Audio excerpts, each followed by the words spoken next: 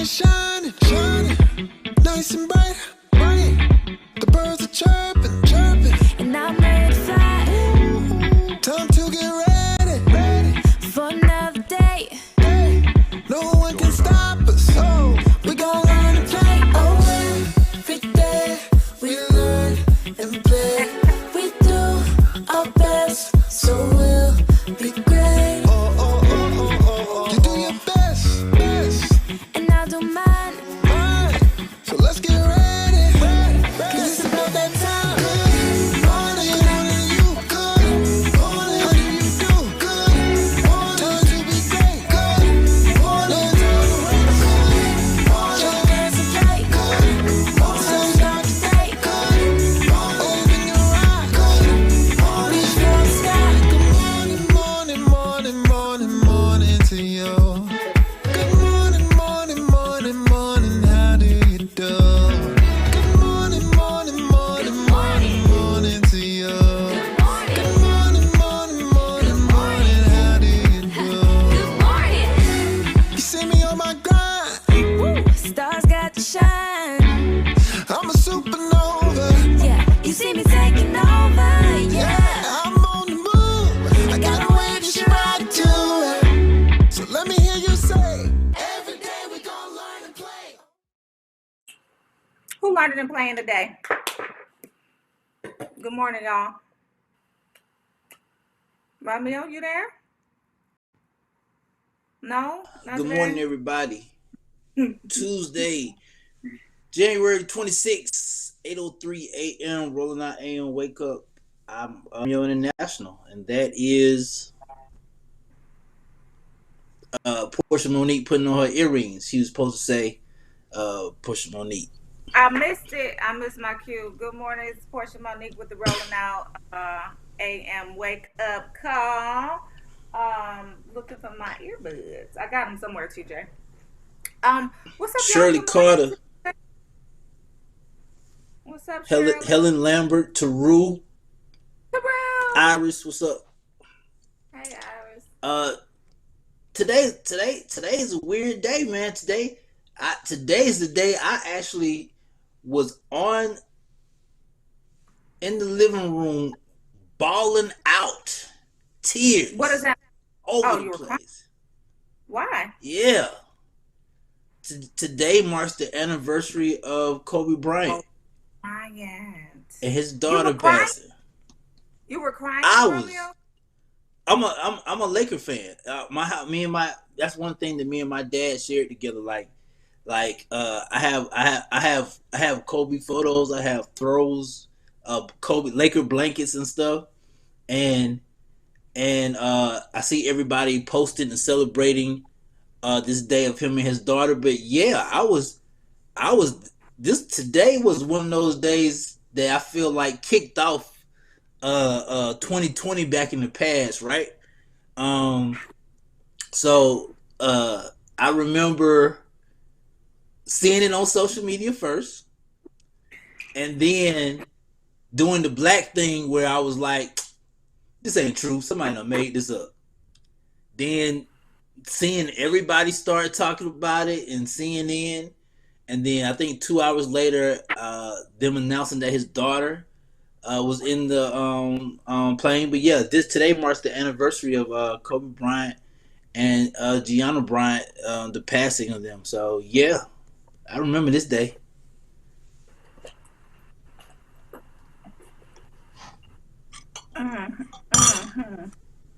I remember it too, Romeo. I remember the waiting period, right? Because there's a lot of speculation in terms of what was taking place. There was a lot of speculation in terms of who all was on the plane with them. And so initially, so my boys was tore up, right? They was crying. Everybody in the house was somber, sad. The world was in a disbelief. And I remember feeling very sad. But when the speculation came out, because everybody was saying Rick Fox was on the plane, this person was on the plane, or the helicopter, this person was on the helicopter. And so when the rumor came out that his daughter may have been on, that's when I broke down. I said, oh, that would really, really, really be messed up if his daughter was on the plane. And that's when I really felt it. And so then we were just waiting and waiting and waiting to hear confirmation that that was the case. And so one of my girlfriends, she works, she works at the FBI. And, we were in a group text and we were like, why won't they confirm? And she said one of the reasons why they may not confirm is because there were minors involved. And if there were minors involved, they need to make sure that they verify and they identify everybody who was on the helicopter before they make an announcement. And so, I was distraught. I think one of the things that stood out that day, and I think that's actually an excellent point, producer TJ. That I think that was the kickoff. That was the kickoff of 2020 right there. Everything from that point in 2020 was a slippery slope. But I remember NBA game. It was something else going on that day. I remember a lot of NBA games that day. And I remember them telling the players as the game was starting, and you were seeing grown men like, F this game. What are we doing? And it put a lot of things in perspective quick. The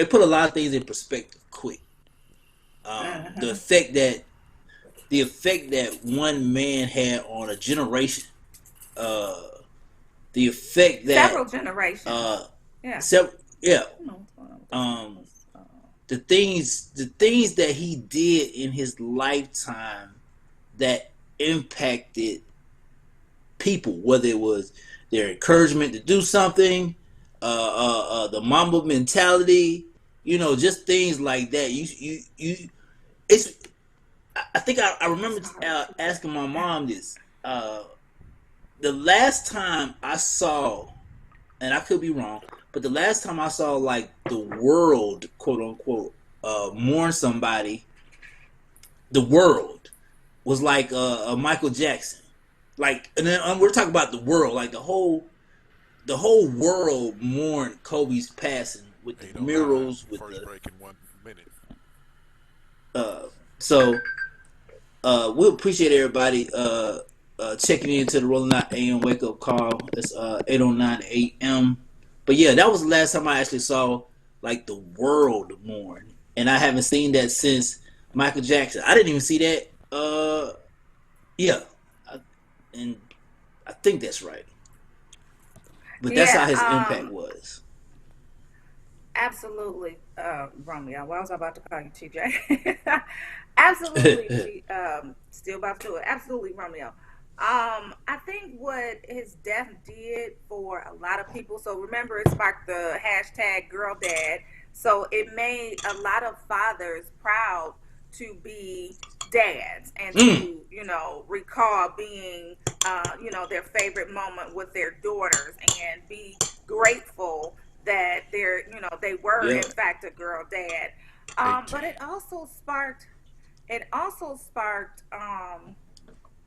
a movement of just wanting to do something with your life, something else, right? So it sparked a movement of, I'm not done. If there's anything else that I can do, let me do it. I know around my immediate circle.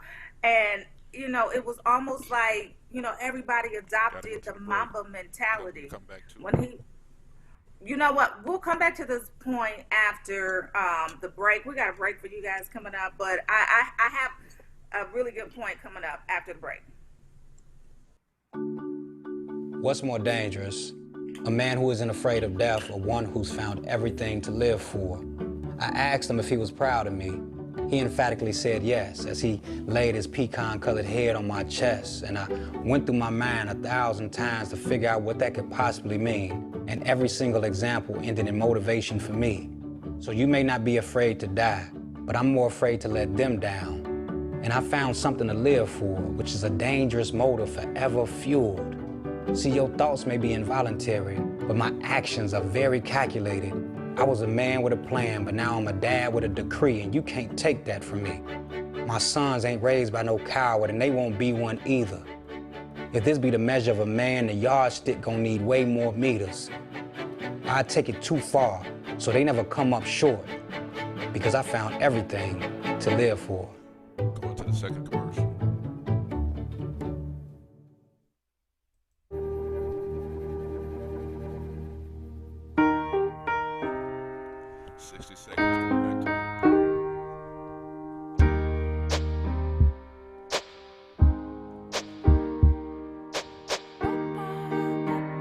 And I can't change, even if I tried, even if I wanted to. My love, she keeps me warm. She keeps me warm. She keeps me warm. She keeps me warm. She keeps me warm. She keeps me warm. We are neighbors and best friends. I love my sister. My heart doesn't see race. Love is love. Our family is no less than any other family. Love is kind. Love is patient. 2, 1. Rolling out AM, wake up 8:12 a.m. What was you saying, Portia? Because you had me hooked in. So we're back, and I was just saying that, you know, he sparked a movement for everybody to move with excellence, especially in the Black community.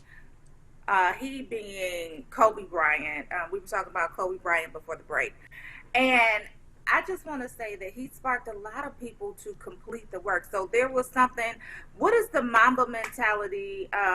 His poem that basically said, don't quit. I'm about to pull it up on my phone. But basically it said, you know, rest if you must, but don't ever quit. And that just inspired a movement in all generations, like my kids' generations, my generations, my parent generation. And, you know, it was like, you know, rest in the middle, but don't you dare quit.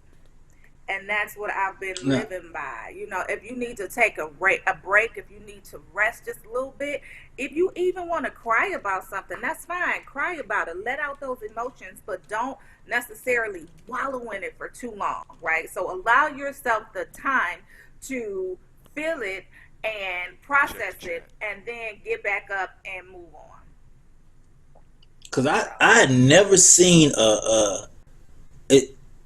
what I consider a giant pass, right? Because I think my mom's generation, my aunts, my grandma's generation, they've seen giants pass. So this is the first time I actually saw a giant that I consider to be a giant pass away. But I do think that it's important. The hashtag, I forgot about that hashtag. That hashtag literally sparked an entire world of dads posting their daughter, sharing time with their daughter, spending time with their daughter.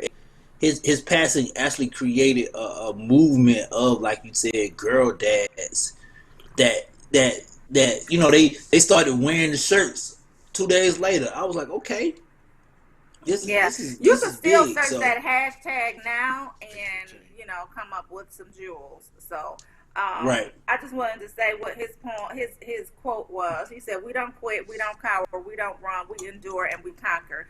But there's also a poem that basically says, you know, rest if you must in the middle, but don't you quit. So anyway, I'll go to that for my positive thoughts. Cool. In addition to leadership. And I know we got to move, my but week on leadership. and I know we got to move, but I got to major shout out to his wife.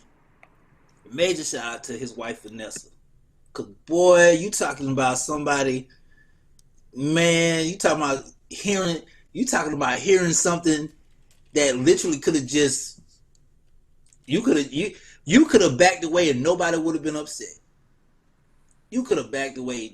You could have disappeared off the face of the earth and nobody would have been upset. But for you to stand as strong as you did, shout out to his wife. Yeah, shout out to his widow, is what she really is. And she's really been holding it down. Like we heard from. Time to transition. Tech Tuesday. Can y'all hear me? Yes, I can hear you. Yeah. Okay, I don't know what just happened. I'm frozen. You okay? You still moving? Keep talking. Okay. So shout out to his wife who was able to hold it down and make sure that, she didn't, I don't know what I was trying to say. I'm distracted because my dog on. My screen is frozen. I can't see nothing, so I'm sorry. Keep talking. Pretend. Anyway, it's 8:16 on the Rolling Out AM morning call, and today is Tech Tuesday, y'all. What y'all talking? What y'all got going on tech wise? What we talking about tech wise, Romeo? Well, let's talk about tech, because clearly everybody's in an uproar about everything, since everything is making everybody upset. Either you for real and you changing the game by him launching his new collaboration with Georgia Tech, my alma mater, best school in the world. I just want to say that, the best school ever. And then the other part about it is everybody's talking about tech when it comes to the whole Clubhouse situation. Tech when it comes to Tesla. So right now it's like the world is changing. A lot of people are upset.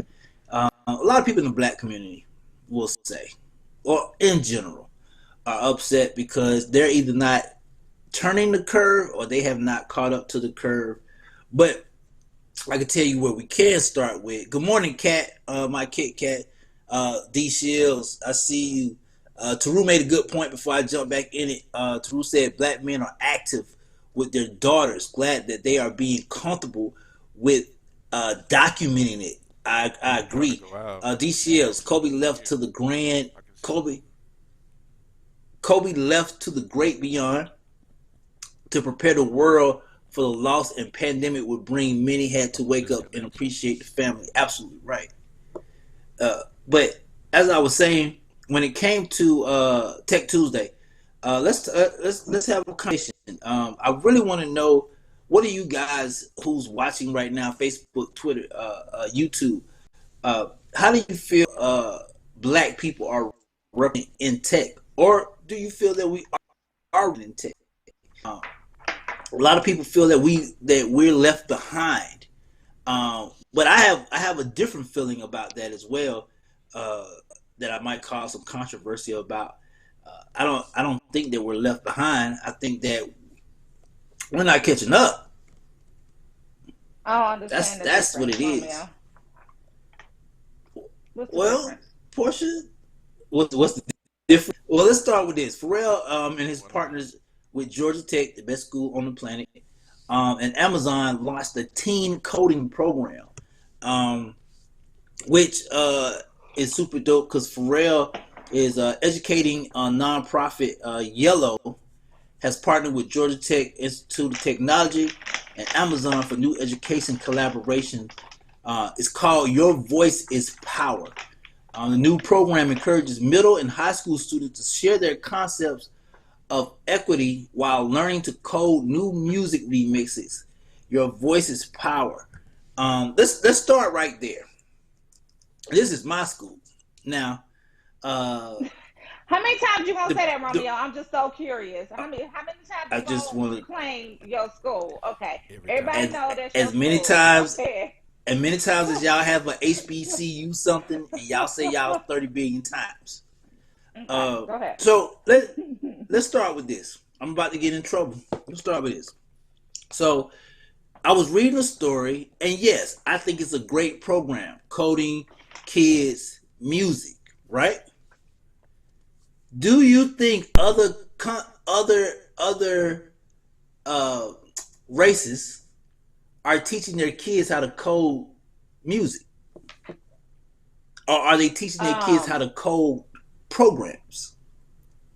So I think I think the concept of coding is the same across the board. It just depends on the type of program that you're writing. So, coding for music is almost like writing coding for a program. It's just for music. The concept is the same. It's just whatever it is that you depend to write your program about. You're Right. So correct. I don't know if you want to make a distinction between coding specifically for music and coding specifically for, let's just say, I don't know, a banking program or something like that that the kids can conceptually understand. So I think the concept of coding is the same, but it's just a little different when it comes to music because you still got to put the pieces here and the pieces there. I know I used to code, and when I used to code, we Code literally what? had to Time my out. my okay, time out. So With so an actual my okay, yes, yeah. my degree, my major in college and high school was computer information systems. And so back in the day, because now they got, whole, I don't know how they do it now, but it's automated. It's much more automated than it was when I was doing it.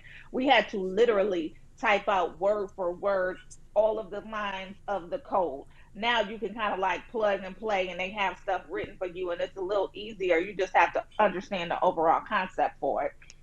But it just, once you understand the concept, then you can program anything. So, programming for music, programming for banks, programming for tech companies, programming for anything. You just have to have an idea of what you want your program to do. And it just so happens that So he's teaching them coding, but from a music perspective.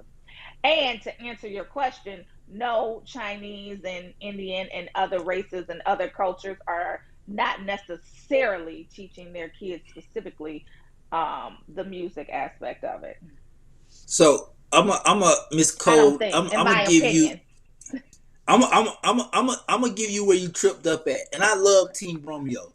D. Shield said that part, Romeo. Extreme overall lack of knowledge in our culture regarding tech is moving fast like math requirements for college, military, and eliminates many possibility. Gene Bracy said, "There it is. You're right. Like pushing black kids into sports back in the day, we're more than just music and sports. This is the point that I'm making. As I'm at Georgia Tech, my freshman year. I think I told TJ this story or Amir this story. I'm coming in to sessions where other foreign companies are at least 6 months to a year ahead of me, and they're freshmen. Why? Because they know how to code. They know the aspects of math, language. They know the aspects of science and applying. I'm not saying that the coding program for music is bad. What I'm saying is it's behind the curve because these other countries are applying their coding to what's prevalent now: banking, operating systems, social media. We're still talking about, hey man, how can I make a music app? Hey man, how can I make this sports app? And other countries aren't even, that's not even a thought. So I'm saying for us, if we're gonna create something, since everybody's about what you said earlier, since everybody's in this uproar about black people getting overlooked in tech, okay, cool. We're gonna create something. Let's create something that applies to now and future, and not something that applies to, well, this is just something to do to make people happy. Let's get out of that mode. I'm sorry, I saw a Shout comment out on to Janice Facebook that I Simmons in the need to building. respond to. Oh, I saw it. Your stylist. Let me put me on That's blast. that's that that's my whole thing. My whole thing is basically let's play to today. A lot of people are not playing for Tuesday, January the 26th. A lot of people are playing for Monday, December the 22nd, 2020. People are still playing behind the eight ball. You cannot do that in these days and time. That's why I have an issue with people being upset that Clubhouse hit. Since we're talking about Tech Tuesdays, I have an issue with people saying being upset that Clubhouse hit $1 billion investment mark. Well, it's heading well, towards you it. made it. You But I made think it it's a a billion. Ponzi scheme. Can y'all hear me? Am I still on mute? It's heading towards the valuation of $1 billion. But I was telling somebody yesterday, this is just my personal belief. I just think that it's a lot of hype. Like they're hyping it up a lot so that people can invest, which is not illegal, right? This is a tactic that you should use. This is the strategy that you should use at everything. You hype it up a lot so that a lot of people will be interested, so that a lot of people will buy in, and then the valuation will hit $1 billion. So you speak it as though it were, right? So it might not be right now, but you're projecting it, you're putting it out into the atmosphere, you're putting it out into the universe. And soon, guess what? They probably are going to hit $1 billion because now everybody is suffering from, well, I don't know if they're suffering, but everybody is panicking and they're getting into this fear of missing out mode. And they like, I got to get a piece of the pie. So now everybody is clamoring to get a piece of the pie. And guess what's going to happen once they get a piece of the pie? It's going to be at $1 billion. Right. But even with that $1 billion, the people that are getting upset, y'all are crazy. You made it $1 billion. I knew nothing about Clubhouse until I started getting invitations. Hey, Romeo, from black people. Hey, Romeo, I want to invite you to Clubhouse. Oh, okay. Well, I joined. And then what did I start doing? I started inviting people. Hey, I got 5 invites. Would you like to be a part of Clubhouse? Sure, Romeo. And it trickled down and it kept going. But then people didn't realize till after the fact, just like with Instagram. Oh, this app finna make some money. Yeah, after a million people done signed up. Yes. But do we do that for our own people? No. And that's the issue. That's part of the issue. We don't necessarily do it for. First off, one of the issues is that black-owned platforms is very, very, very, very, very, very, very, very sparse. I say very, very. Like there are just not enough of them for us to support them like that. But once we do have some, such as Jeffrey Lee's Repit, such as Brian J. White's Snap Call, like once they are there and we know about them, that's how we should be flooding them. That's how we should be sending people to them, making the app exclusive, making sure that everybody is following suit because we set the trends. We're the culture coders. We're the people who are out making sure that things are taking place and they're trendy and people are following suit. So we're the people who set the tone for the culture. Everybody follows us. So once we get that app that's black owned, we need to go and flood them and tell everybody this is the app that we on right now, not Clubhouse that got $1 billion valuation or that's heading towards $1 billion valuation because of y'all, the trendsetters, the people who set the tones. But I'm gonna say this: those I'm about to get in trouble. Those black companies, they're still behind the 8 ball. Why? Because, for example, if you follow the same math as TikTok to Clubhouse, the only thing they did was hype it up to make it acceptable and prevalent to us. When I say us, I mean a Romeo International, a Portia Monique. Those two platforms, even Instagram, those 3 platforms did not care about celebrityism. They didn't care whether or not the Rock was on there or Michelle Obama was on there. You know who they cared about? They cared about the everyday people. So what TikTok and Clubhouse did, they said, hey, all the Romeos, this is for you. All the Portia Moniques, this is for you. And you're right. We took it. We built it up. We made everybody want to be a part of it. That made everybody else want to be a part of it. What the problem with some of these black tech companies is the fact that they do not have a clue. And I'll say this. They do not have a clue of how to integrate their app into a moving society of today. They have no clue at all. Portia Monique, I'll say it out loud. Portia Monique could have took Snap Call, and by now, and I respect my boy. Who was Snap? Portia. What was the guest name? Brian A. White. Mr. White. Brian right? J. White. Yeah, Brian J. White. Brian J. White. Let me tell you something. Portia Monique, and you know, I really don't like giving you credit. Portia Monique could have took Snap That's Call such a hater statement. on her show last week, and I guarantee you by now would have had no cap. She would have had 50 people already signed up for Snap Call. Why?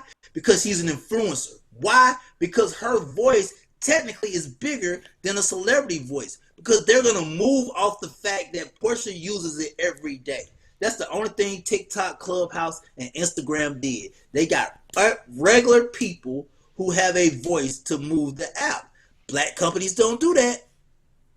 They try to sell the app. Maybe it's time for them to follow suit. Like when you, one of the purposes of doing case studies is to figure out what this person did that was successful, and you know, so that you can adopt some of that into your strategy to make you successful. So maybe it's time that we stop just going based off of everything that we know. Do some case studies, study some companies that are very successful, i.e. Clubhouse, and go forward with them. HBCU Connect started at the same time as Facebook, but it fizzled out because everybody wanted to be on Facebook. Why? Facebook made it cool to be on Facebook. If you notice, and black tech companies, I love y'all. But if you notice, with TikTok, Twitter, Facebook, and all these, they gave it to you. Here you go. Use our platform. Black tech companies, here you go, but here's the cost. Black tech companies try to sell you app. They don't give it to you. That's not true. That's not. So let's look at HBCU. No, it is. HBCU Connect. I don't know if I've ever been on HBCU Connect, but was there a cost associated with that? Romeo, I know you don't know. No cost. No cost. It was free. Because you went to the HBCU Connect, that was free. Yes. But what didn't apply to it, HBCUs didn't use it. They didn't continue the use of it because they were like, well, everybody's on Facebook. They begged instead of continuing the use. Yes. So that was the problem with Brian. What he did when he came on last week and he introduced us to Snap Call, he clearly said, hey, anybody can sign up for Snap Call, but there's a cost when it comes to certain other features. These other companies, they're not doing that. They don't apply the cost until a year later. They just say, here you go. You use the app, their stock and their value goes if you up. Like it. Right. Their stock and value goes all the way up, and now they're worth $1 billion. So now, yeah, Instagram can charge you for a post. Me, let me tell you something. Me and producer TJ do this all the time. When we create these promotions, of course Facebook is going to charge you for reach. Instagram is going to charge you for a bigger reach. They can do it now. And then, then they make it such a small amount that you be like, oh, okay, that's cool. Like $4. But imagine the $4 or the $2, the $2 or $4 multiplied by how many users they got? You know what I'm saying? And if only a fourth of those users pay it, they get a lot of money. So yeah, I do understand. There you go. You in control. Make it happen. Okay, so what else are we talking about, Romeo? Also today, man, January 26th, 8:35. Like I said, welcome to the Rolling Out AM Wake Up Call. Portia Monique, myself, everybody that's rocking Team Romeo. D Seal says speak. We got to put them up on game. D, they behind. Right. Wait a minute, John. What Gene? What Gene say? Gene said, I'm old. Remember when Black Planet was the thing and it was free? Some bigger companies bought them out. Remember when Black Planet was the top of the game? That's where everybody got their basis from. Like, everybody got their foundation and got their formula from Black Planet. Somehow they just fizzled out. Tom Joyner bought it, trying to keep it alive. Oh, so Tom Joyner bought Yes. Black Planet. He just recently bought Black Planet. No, he bought it when it went down.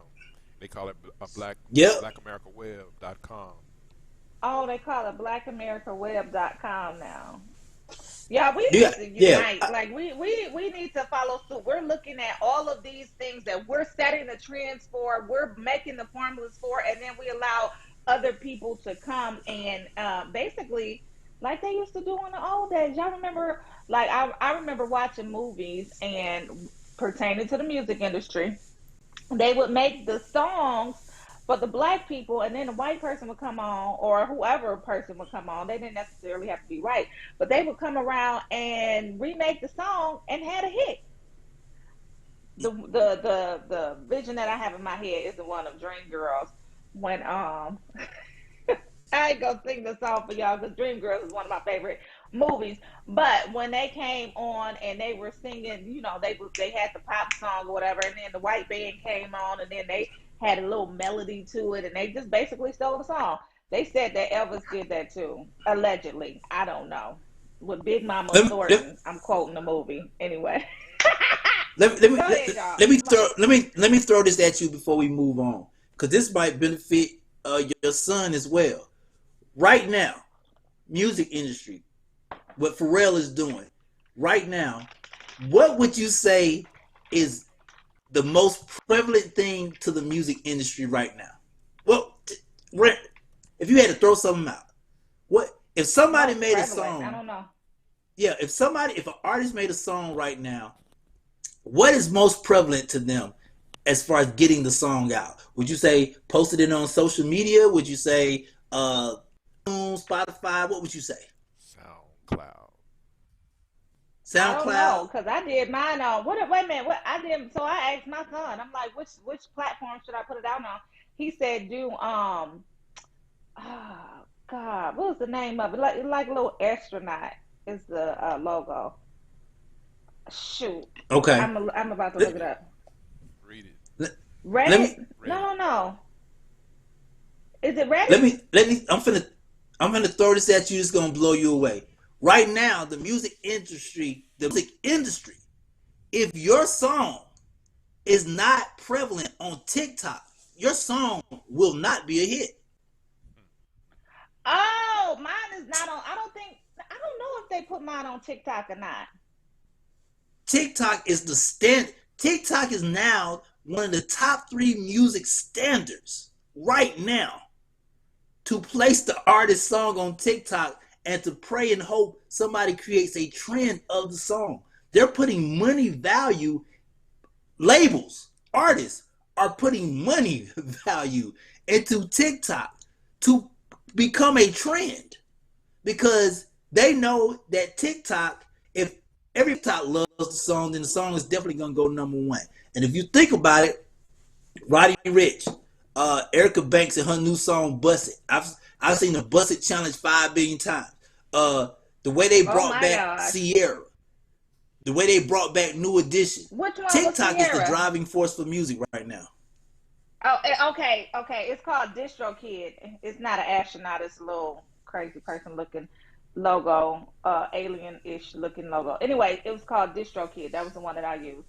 But I don't know if they do TikTok. How do I find out if they do TikTok? Oh, they did TikTok. My music is on TikTok. Yeah. I'm sorry. Okay. What up, China Doll from California? I see you. Is that how you feel? Hey, China. Oh, that must be Romeo, friend. Y'all see how he bit his bottom lip? I see you. Let me tell you something. I love all the Team Romeo. Y'all don't know how many. Okay, that must. Y'all don't know how many candles. Hey, China. Know how many candles I'm buying for Valentine's Day? I'm gonna bless everybody. You buying birthday? Does everybody know that it's your birthday? I'm buying candles for Team Romeo. Team Romeo is gonna get a Valentine's gift from me. Tell them, Nate. TikTok is an instant exposure. Instant. Okay, so my music is on TikTok, y'all. So go support my music on TikTok. My favorite things. I gotta do a Valentine's Day, some music. Oh Lord. I don't know. Maybe I might be inspired for Valentine's Day. How many weeks I got? Just 2. I might do 2 weeks, 2.5. Maybe. Y'all can't hear what I hear. I'm sorry. My producer was like, redo My Funny Valentine. I don't know. Fantasia murdered that song, so I don't know if I want to. Don't help her out, man. That Fantasia did, because Fantasia slaughtered that song. But you ain't Fantasia. So I got to think of something else. I'm not Fantasia, but I don't want to come behind her either. So I don't know. Anyway, rapper. Keep up with y'all on Facebook. My Kit Kat says rapper Nas is very astute tech investor. Ring was one of his big wins. Invest your money and won't matter. You hit no. Yup, because I got a ring. Yup, Ring was a hit. Because I got one. Yeah, Ring does hit. Like, and it was very early. Like you said, Cassie, everybody got a ring now. A doorbell don't it? System. Yep. Ring. Yeah, everybody got that now. Not me. And that's the stuff that's more important to me than a music app.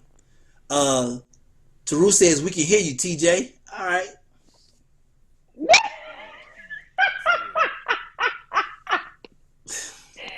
It ain't no mute going on. I put my little AirPod in, and he's talking to us in our ear. But I guess everybody could hear TJ, huh, Taru? It was supposed to work where only Romeo and I were hearing. Okay. Hey, China Doll, Team Romeo. Damn. All right. I guess I did hit the nail on the head with that one, didn't I? I didn't even see her comment.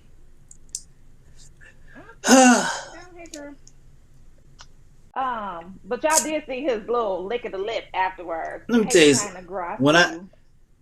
When I write this tell-all journal, my tell-all journal gonna be good. My tell-all journal gonna be good. Oh man. Well, we still on Tech Tuesday. Did y'all see that? What's his name?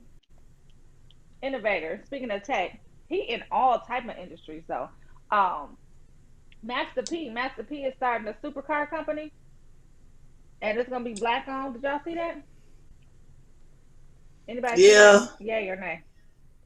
So he partnered with a former Tesla designer to develop a black-owned supercar. So if you hear anything Tesla, if the guy worked for Tesla, he already know what they did in Tesla. And I think the guy was an engineer at Tesla. So they're joining forces to develop the car company called Treon. So just to give you guys a little bit of background, legendary rapper and entrepreneur Percy Master P. Miller is known for putting his no limit stamp on music. Shout out to Ali, who is one of the editors at Rolling Out. He actually wrote this story. It's on rollingout.com right now. And I do like his style of writing. But nonetheless, his latest partnership with Nemesis RR creator Richard Patterson, the first black-owned supercar manufacturer in America, is no different. Miller's son, Romeo, and business partner James Lindsay joined him in a move that is sure to diversify the automotive industry. The Treon Supercars, the new African-American owned auto company, is being engineered by Patterson, a former Tesla designer who developed the Model S design from scratch. Okay. Patterson also designed landing gear on the Boeing 777 and the folding seat system in the Dodge minivan. So what Percy said, that's how you know him. Hey, Percy. I'm just kidding. So Percy said, Richard Patterson is a genius. He is creating the blueprint for the next era of supercars. It's time for us to change the narrative for our culture by offering economic empowerment with this partnership. This is history. We have come a long way to be a part of innovative technology, manufacturing, and producing our own automobiles. In addition to the high end line of models, we will be producing a line of affordable luxury vehicles. With the advanced technology that Treon has developed, we are poised to bring this unique product to the mass market. So, congratulations to Percy Miller. Hey, Percy. And Richard Patterson for their new business venture, Black owned supercars. I'm sorry. I like Master P. TJ introduced me to him. It was an honor. But I don't get mad at me, y'all. I think this is stupid. Honestly. Damn, Romeo, I wish you wouldn't have said that. I don't think it's stupid. I don't think it's stupid, but let's go to a break. Let's come back and talk about why it's not stupid. It's actually genius. There are no black-owned car companies in this space that exist. We always allow other people to go forward and take our credit, because if he's the engineer and he created the Model S from scratch, just think about what he can do for our. We're gonna call it as our. And I'm gonna tell you why when we come back. Okay. I'm gonna tell you why when we come back. Rolling Out AM. Good morning, y'all. America, land of the free. It's at the core of who we are. Freedom. The freedom to live without fear, to drive through all 50 states, to sleep safely in our own beds, the freedom to jog where we please, to watch birds in the park, to wear a hoodie, the freedom to breathe. Before we celebrate the freedom most Americans have, we must fight for the freedom all Americans deserve. Because no matter your religion, gender, disability, age, race, all lives can't matter until Black lives matter.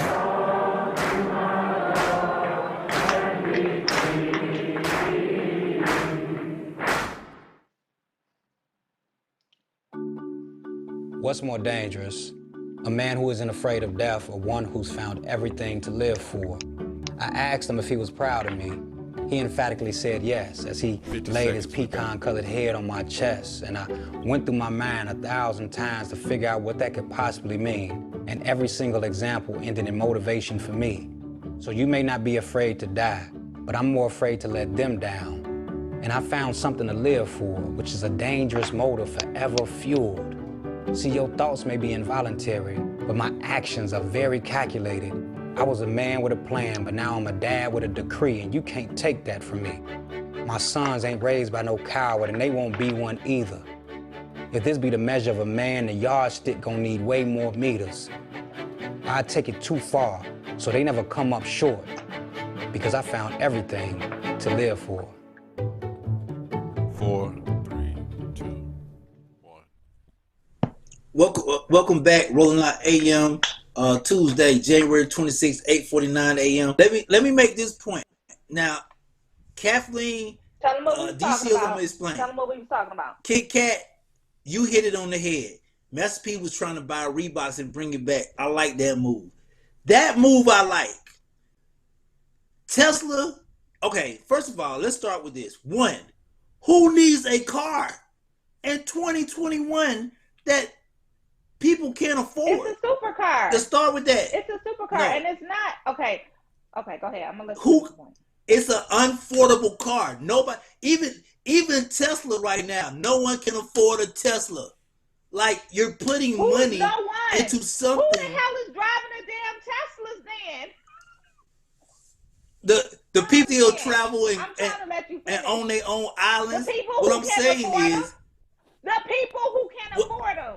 So okay, so you're gonna invest into creating a vehicle that 8 out of 10 is unaffordable to middle America, definitely unaffordable to the lower class, and for people in the higher class of America, Black, I will say it. Black people aren't going to purchase it. Why? Because we have made Bentleys and Hellcats and Chargers. Exactly. We made all this other stuff more popular.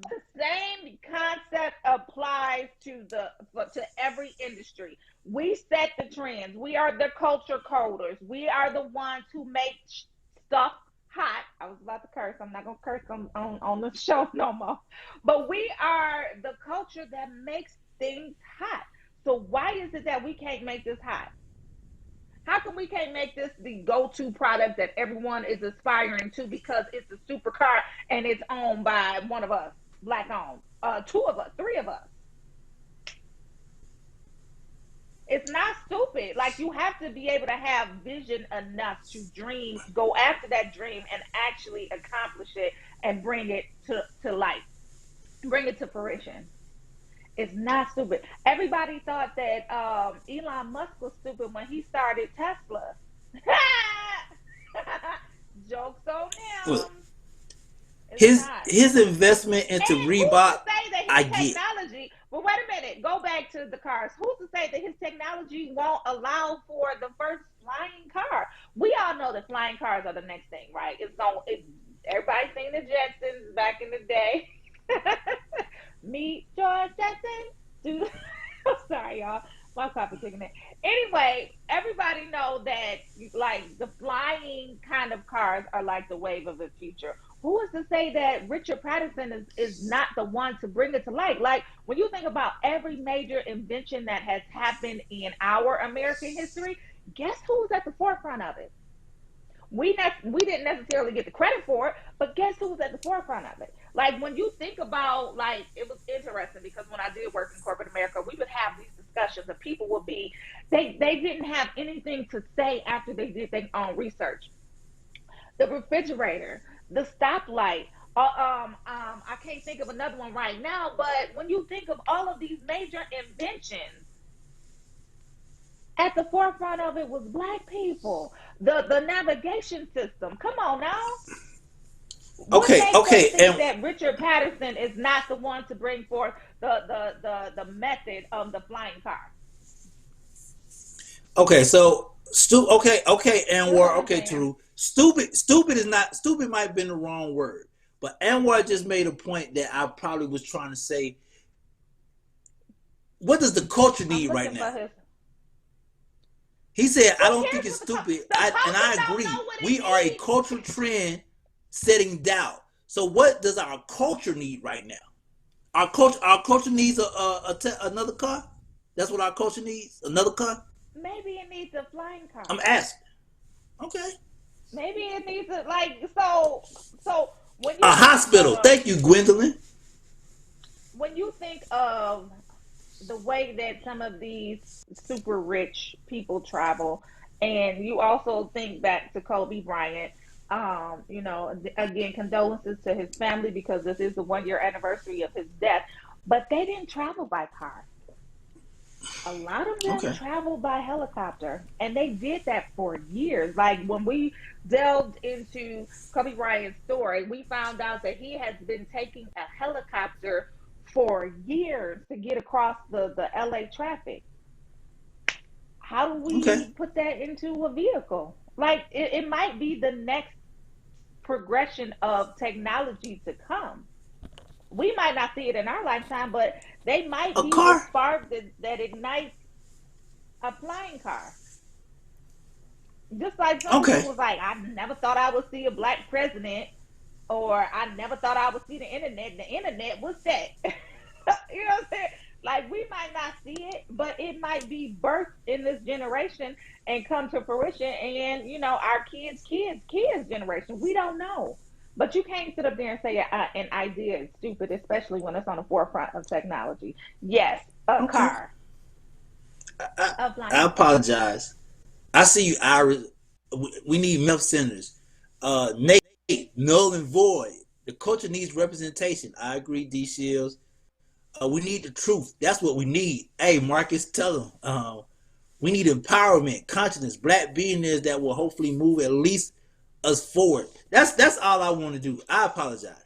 all I really want us to do is move forward. Because when I see, before we go into Portia segment, when I see other billionaires investing their money, they're investing their money in forward movement. Jeff Bezos, didn't we just talk about what Jeff Bezos do? Jeff Bezos literally purchased, invested into helping the planet with solar technology and things of that nature. That's what his mindset is. Like, okay, let me take this money and move it to something that I know is going to be an automatic buy-in in the future. Solar technology. Things I just want to see us move forward. That's all. I'll let it go. I understand. But Master P he's definitely standing up for our culture and making sure that we are going to be represented in all aspects. You know, he got rap snacks. Don't sleep on rap snacks. He got cereal. He got what else? I saw him doing a cooking demonstration of something else. But I mean, he's doing it like he really is living his life to no limits. And why should you? No limit soldier. I'm finna answer Teru's question. So Teru said, sneakers is moving forward. Romeo International, where is the value? Here's the value. The value is the fact that if Master P is able to purchase Reebok and all of these blacks, we're talking black, all these young black athletes, high school, college, in the NBA, he has the ability to present and sell to them a product that's knowable, that's recognizable, and get them to look at a forward thinking of placing their brand representation with the brand they recognize. That's why him purchasing a sneaker company is more prevalent than a car company. Noodles. I'm sorry. Marcus Mays just reminded me of what it was. It was, he got some ramen noodles. And I was kind of like on the fence about that. I'm like, boy, go some damn where. If you gonna do some damn noodles, do something that's, you know, healthy and whatnot. But okay, whatever. He's a genius. He does what he wants to do, and I think it's definitely an inspiration of him showing other people that things are possible. The impossible is possible. So. Kudos. Gotcha. I'm here for it. I'm going to go get me a car. The way that my kids be like, ooh, mama, a Tesla, every time they see it, like, I want them to react like that to a black-owned car company, a black-owned supercar. I want them to be like, ooh, mama, a supercar, a Treon. I want that. As opposed to every time they see a Tesla, ooh, mama, that's cold. Ooh, it's a damn car. I'm good on it. Like, I don't need it. Mama, you need a Tesla. I don't. But maybe I might need a Treon when the Treon comes out. So. And Nate, that's a good question. What about Jordan? That's actually a good question. Were people really paying attention to Nike before Jordan? Before Michael Jordan put his stamp on the shoe, was people really paying attention to Nike? No. That's a good question. They were not. Reebok was number one. I thought it was Adidas that was number one. Reebok, because that's when Nelly came out and made it popular. Yep, that's a good point. Yep. I did interview Nelly too a couple of weeks ago. It's on the site right now. He has a partnership with Lay's, and he is coming up on his 20-year anniversary of Hot in Here. Hot in Here is the basis for Busted. Busted. Anyway, just thought I'd throw that in there. It's on RollingOut.com. Did you do your Busted challenge already? Absolutely not. I will not.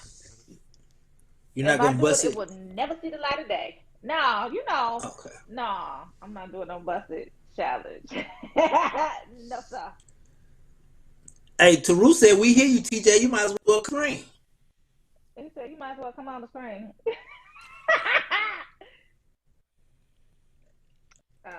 But Master P investing the real estate I could do. His home I'm serious.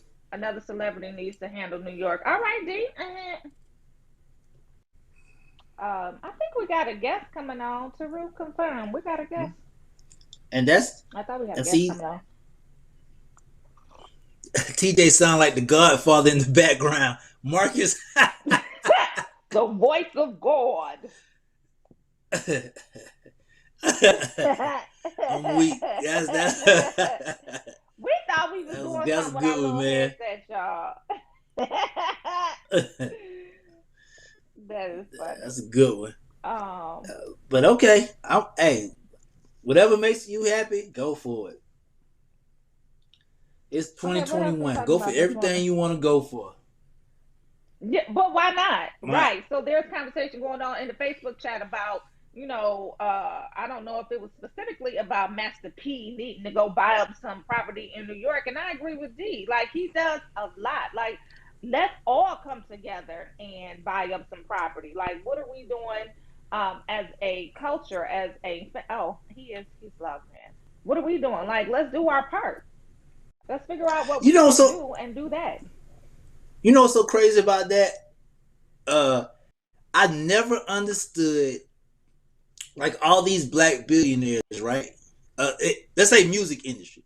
All these black billionaires in the music industry. I think they tried one time, and y'all gonna have to help me out. I never understood why they don't own a team. I know they tried to buy like the Carolina Panthers at one time. I can't remember the NBA team they tried to purchase, but like I've never understood why Romeo got $1 million, Portia got $1 million, TJ got $1 million, Marcus, Taru, Kit Kat, D Chills, all of us got $1 million that we can throw away. You want to know why?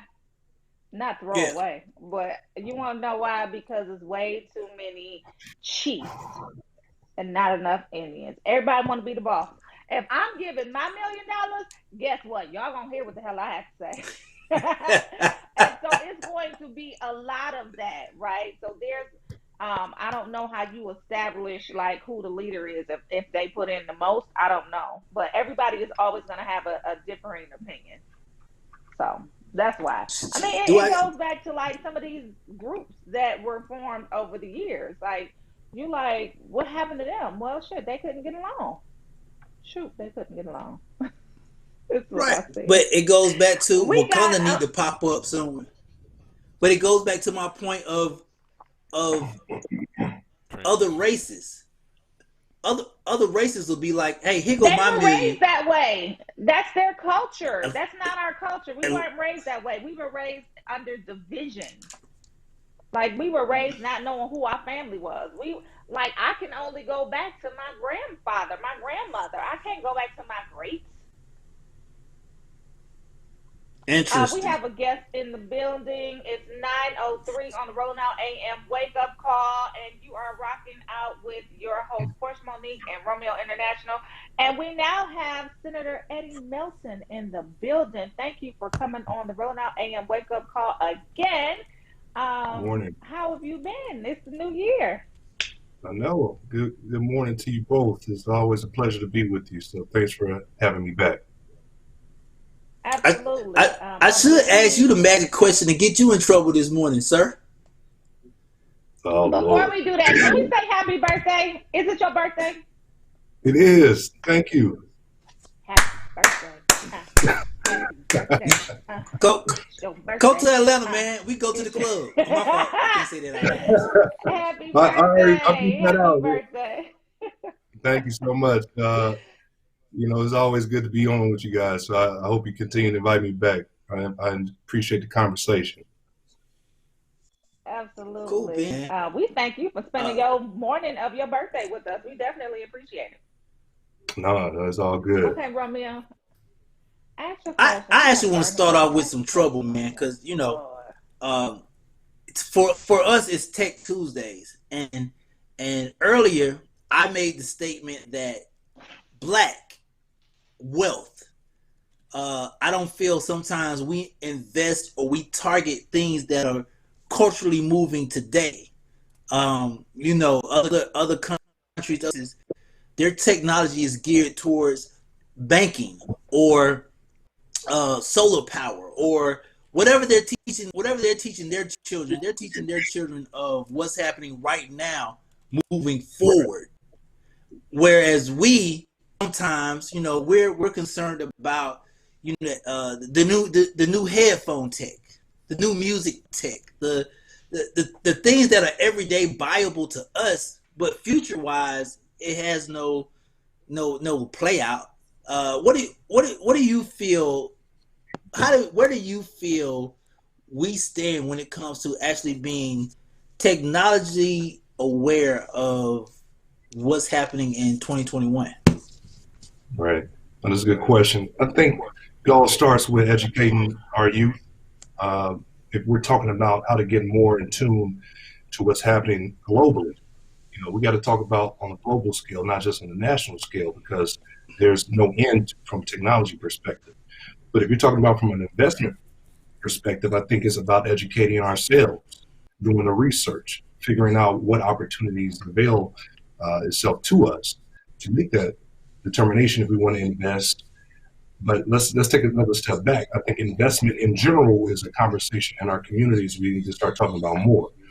And, not living to purchase certain things that depreciate, but we need to look at things that's going to increase in value. If there's investment in property, if we're talking about technology, we got to look at the trend, but what's also going to be forthcoming down the road.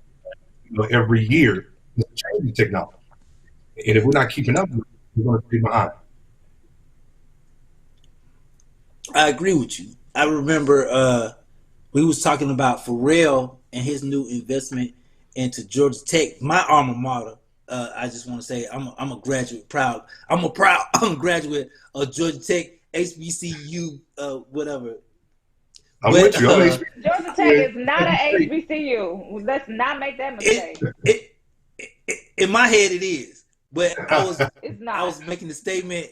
I was making a statement earlier. I remember as a freshman coming in, and when they put you in the group settings, and I'm sitting there with people working on a group project from other countries, I realized that I was behind. I realized they were 6 months to a year ahead of me because they knew how to code. They knew how to they knew, and me, I'm sitting there like a freshman, like, oh, I thought we were supposed to learn this. Nah, they've already learned it and started applying it.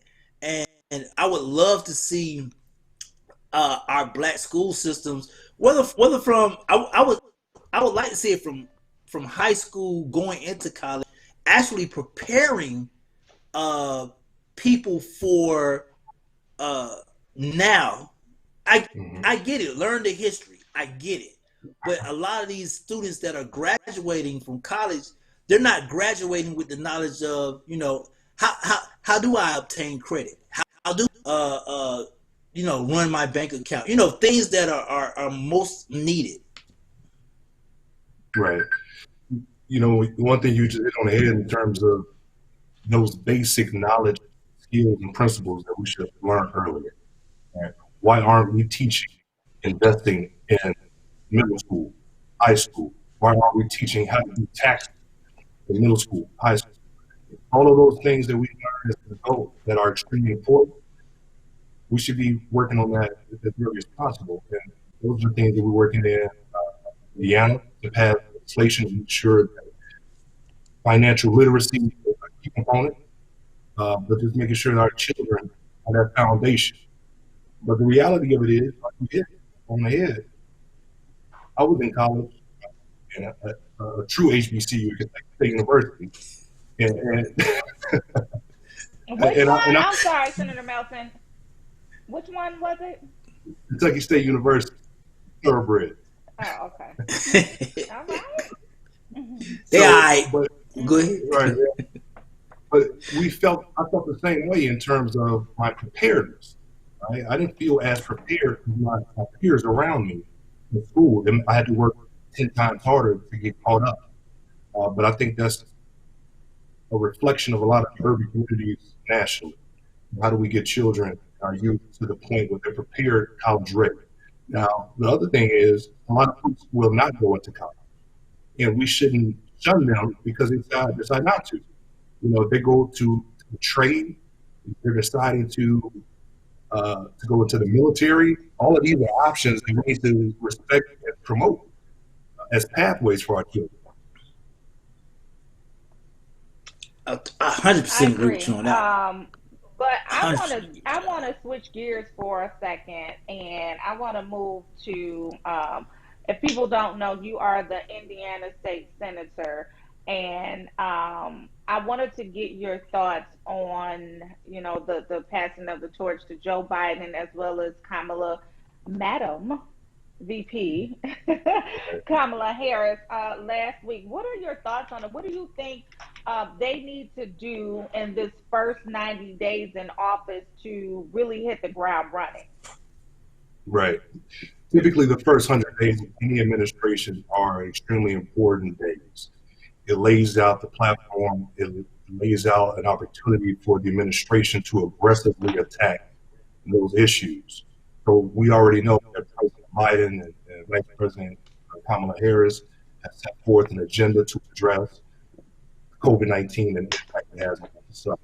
We have a $1.9 trillion request to address COVID relief. And those are things that we're going to need. We have a goal that President Biden said of trying to get 150 million people vaccinated in the next 100 days. That's an aggressive act, right? So what I'm hoping to see is there's going to be more bipartisanship in Congress to get these things addressed, to get his cabinet members confirmed, to get his agenda addressed. But I'm extremely excited to see him exerting his executive orders and getting things signed to make sure we address those critical issues dealing with COVID-19 and the impact it's had on the communities. We're sitting here talking about college. They're talking about continue to put that moratorium or freeze on paying college loans. Who wouldn't need that right now? That extra money We that we're do. paying. Exactly. We go towards paying on our utilities, we go towards paying on our rent, we go towards paying on so many things that help us sustain in life. So I'm extremely proud of the executive orders I've seen him issue over the last 10 days or so. But I think he has a long way to go and an aggressive agenda to accomplish. So new regime in the office. Mm-hmm. You watched what took place at the Capitol. Were you genuinely? I tell people all the time. I was honestly genuinely shocked. Genuinely. Were you genuinely shocked at what you saw? And did it give you? I want you to be honest. Did it give you a honest depiction of where this country is, or did you see it as a temper tantrum? Right. So I was sitting here in my office when the news broke about the insurrection that was taking place. Like many Americans, I was shocked, right, to see it in real time. But I wasn't surprised in terms of who we are as a country. We've seen those dog whistles over the last 4 years. Our former President Trump. We've seen a lot of issues when it comes down to our Black Lives Matter movement treated in terms of police brutality. And we just seen the response of the actions. I think January 6th was the manifestation for the whole world to see that America is battling not only COVID-19, but battling racism as well. So I think, first I want to just acknowledge and say I thank God that no one, there were lives lost. And we want to definitely bless the families that lost family members in that effort. But I was happy to see that they were able to go back to work immediately, right? To show those who are attempting to destroy our democracy that we're not going to let this insurrection stop us. We're going to continue to certify the election that the people elected in a real valid election. And we're not going to let the incitement of Donald Trump stop us from moving forward with democracy. Yeah, I was surprised to see, and it was just because I just didn't believe, but I was surprised to see the amount of arrests that took place after the insurrection happened, because I just didn't think that they were going to do anything. I thought they were going to walk them in the front door and walk them out the back, but we have seen over the last couple of weeks that that's not the case. They're bringing charges against these people and whatnot. From your perspective, Senator Evan Melton, like there were a whole bunch of theories going on that said, if you're not going to lock them up for 20 years and give everybody the same amount of time, then why are we doing it? From your perspective, what needs to take place or what needs to happen with these people who are found guilty and charged with insurrection, and what should be their sentence? Right. Well, I'm not an attorney, so I can't say what the sentence should be, but I think the heavy weight of the law should come down on everyone that was participating in that process. But let's be honest, we say it's true, right? It was treasonous. What is treason? When you turn your back on your country. Right. And that's exactly what 20's for everybody. Everybody get a 20-year sentence. You do. Yeah, just pass it on down the line. I agree with you. Consensus. That was a consensus that was going around social media, was that, you know, if everyone is not going to get the same sentence, then what are we doing? And I tend to agree. Like, I think that they all should be charged with the same thing, and it should be a minimum 20 years. Well, you got to look at the But I'm not an attorney either. But most times when you have situations like that, there are people that's leading that effort, right? And those that organize and led that effort, you got to look at it also through a lens of someone that has future plans. For example, we received threats. Well, I don't want to say received threats. There were credible threats nationally, where the FBI issued that every 50 state capitals should be exercise precaution. Right? So we shut down the people's business because of potential threats. So we didn't get a chance to come and have debate on bills and laws that we're trying to pursue and pass because of the potential threats post January 6th. So right now, there's an increased presence of law enforcement in the State House, and I'm sure that's the case for across the entire country. Even before January 6th, look at what took place in Michigan, when there was an attempted kidnapping of the governor of Michigan. On the governor. Right. Exactly. So there were signs indicating that something like this was going to start rising up in our society. And sadly, we weren't prepared for it at the U.S. Capitol. I would say this: what I do not want as a young black male millennial, what I do not want, I'll be upset if they start bringing understanding into it. I don't want to understand. I want them to walk in 20 years, go that way. I don't want an explanation, because you never gave us an explanation. If I'm in the car with 4 other people and somebody carrying some weight that I don't know about, they're not gonna say, "Hey, Romeo, you can go home."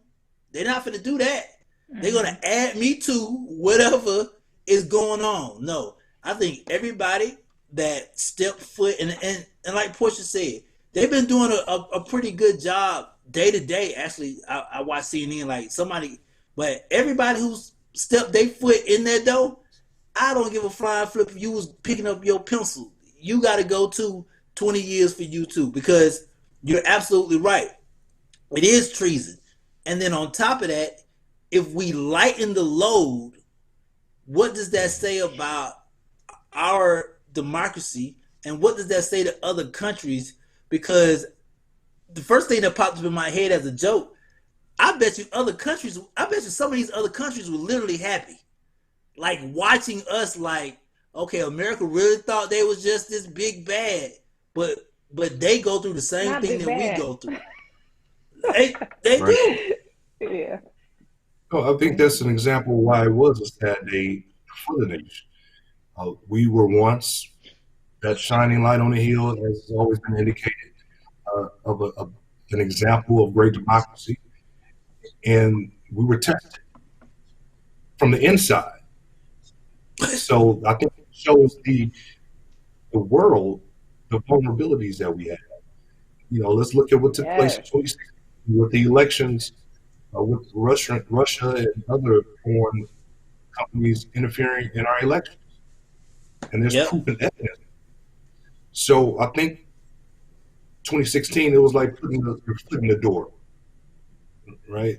Before it gets shut, they see a crack, they see an opportunity, a vulnerability. And right now, we do not, as a nation, and these are individual cities and individual states as well. If we do not collectively start addressing these issues, we're going to have a serious problem as a country. But we can get through this. Yeah, I agree. And before you get out of here, I just wanted to let you know that Facebook is showing you some love. Kathleen Collins said, I see you D9 Kappa Alpha Psi. And then people are tuning in and saying happy born day, happy birthday, and all of that great stuff. So thank you. I appreciate it. I appreciate you guys got a powerful platform. And I thank you for using your voice on raising a lot of good issues. Cool, man. Absolutely. Just invite me to the birthday party. I'm sure we'll talk. Where the party at? Yeah, what are you doing? What's that? Your What party birthday? at? Today is your birthday. I'm at work. 26. No, shout out to the wife. All right. Wife did a phenomenal job, man, for my birthday week. So shout out to my boy Mark Kim Watkins. It was his birthday as well. So we enjoyed our birthdays with several dinners and festivities. That's all right. That's how you know he a real black man. What you doing on your birthday? I'm talking about. No, shout out to all my people in Gary, Indiana, man. Much love. All right. Well, shout out to your wife for making your birthday week special. Shout out to your homeboy whose also birthday it is today. You have a great birthday. We'll probably see you back sometime soon. We'll check in with you to see the pulse of what's going on, not only in Washington, but in your state as well. So we'll definitely stay tuned for that, and we'll see you soon. All right. Thank you so much. Yeah, Take man. care. You too, man. Can't wait to vote for you for president. My throat. Y'all see, he look all, he look all debonair in his suit. Last time he came on, he had on the hoodie, but today he in his suit. He in his birthday suit. Pun intended. You are watching the Rolling Out AM Wake Up Call. We will be right back after these messages, and we'll talk to y'all then. My Shiro doesn't always wear a cape, but she always has time for a hug, a smile, for going the extra mile. My Shiro stretches every dollar, puts in long hours, puts others first. But now it's your time, Mom. When you're ready to retire, we want you to be able to enjoy it. It's time to start saving now. A free 3-minute online chat can give you the personalized tips you need to start boosting your retirement savings today. Visit aceyourretirement.org. Considering an online pharmacy? Explore BeSafeRx to find useful information and resources to help you purchase medicines safely online. A safe online pharmacy requires a doctor's prescription, has an address in the United States, has a licensed pharmacist, and is licensed by a state pharmacy board. It's best to stay away from online pharmacies that don't meet these criteria. Discover more helpful tips and resources at BeSafeRx. Go to fda.gov/BeSafeRx. As a young girl, I just grew to love using power tools, pouring concrete, and doing things that were scary and loud, and yet I looked around and realized no other girls are doing these things. As I grew up, I realized that girls need to see themselves in this space. Start here. So that's what I set out to do, and I became an educator and a mentor for young girls. No masks down till clear. Making teaches girls how to think of their ideas as important. Go light. It changes the way they think about what they're capable of. If I can fuse metal, what can't I do? Perfect. Look at how good that was. And so I think Making for Girls is about voice, and that's what's really exciting, because we're building the world we want to see for ourselves. Now I want to hear why you make. Share your own Why I Make story today. Visit whyimake.org. Yo, Romeo International, 9:25 a.m. Tuesday. Get up, get out, get something, do something, be something. You Everything is better, something. you better. Don't have me start singing this morning. You better get out and get something. Don't let the days of your Amen. life pass you by. You better get out and get something. Romeo? Don't spend all your time I trying need to another get partner. high. Thank you. Don't spend all your time trying to get high. Get high. Jesus. What's going on, y'all? Boy, them some classic lyrics. You gotta get on my computer You better today. get up, get out, get something. That's what I be telling my kids. You better get up, get out, and get something. They don't know what the heck I'm talking about. Oh, so what? Anyway, what you got going on? Was that in my report? Or we can go with you. We can go with me. We can go. I'm having a good time. Your report. Okay, let's go with my report. Which one is up next? God- Are we talking about? God has spoken. They said. Worship.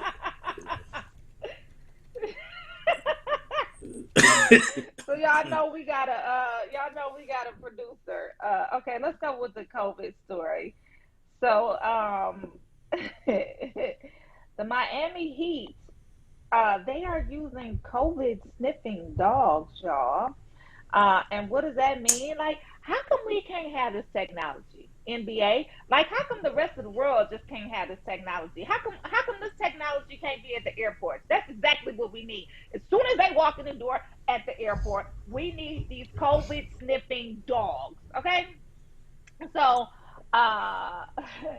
Miami Heat, they're bringing back some fans with the help of some dogs. The Heat will use coronavirus sniffing dogs at American Airlines Arena to screen fans who want to attend their games. They've been working on the plan for months, and the highly trained dogs have been in place for some games this season where the team has allowed a handful of guests, mostly friends and family of players and staff. Starting this week, a limited number of ticket holders will be in the seats as well, provided they get past the dogs first. So Matthew Jafarian, he's the Heat's Executive Vice President for Business Strategy.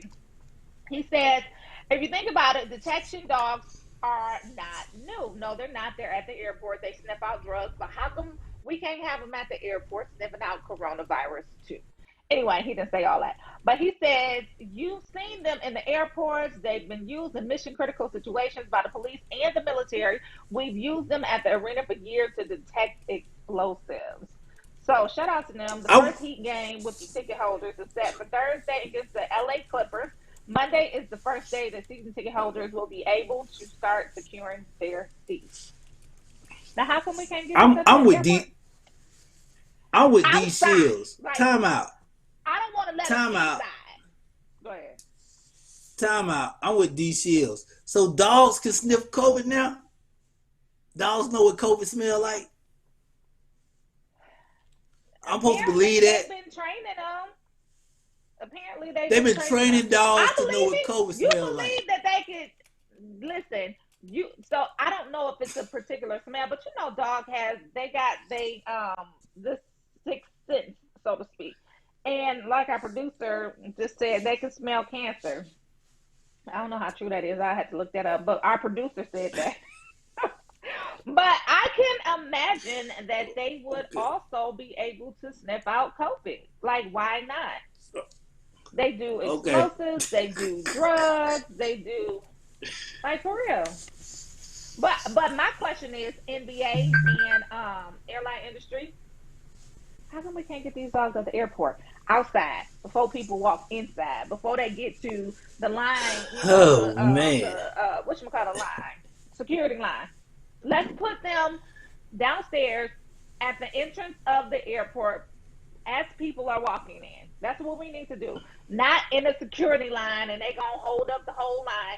Downstairs, front entrance, airport, where people walk in. Can we get that, please? Yeah, Can somebody at the airline industry talk to somebody at the NBA? Gene, y'all need to be talking together. We can't keep working in these silos. Gene, I agree with you. Now, I agree with Gene. A dog can smell they know when you're sick. I do believe a dog can know when you're sick, but you're not finna convince me a dog can smell COVID. That ain't finna happen. So it says, let me finish the article right quick. So the coronavirus sniffing dog idea has been put into place at airports in Dubai, United Arab Emirates, and Helsinki, Finland in recent months. So it is at the airports, but can we bring it to the airports here? And all right, producer TJ said he wasn't lying. Dogs detecting disease meet America's cancer sniffing canines. I believed you. I just say I have no evidence to support it. But there we go. Okay. So, yeah, so it's already at some of the airports around the world. Can we bring it to the United States at the door? At the, like Romeo say, at the door. At the front door. Like, don't let them in. Hey, man. If they smell like they got COVID. That's all. Hey, man. This is interesting. Oh! I got an update for you, too.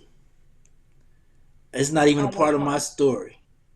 You remember when we was talking about the what was it, a teacher that started the OnlyFans? Was it a senator? The preacher. The preacher. So her daughter has started one too. And her daughter has started one for praying. For praying.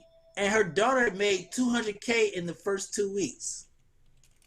Yeah. It's very lucrative. She said you cannot. You got to get on this gravy train while it's rolling. Yep. Yeah. Is she naked? Praying naked. Praying naked. That's what she does. She gets on.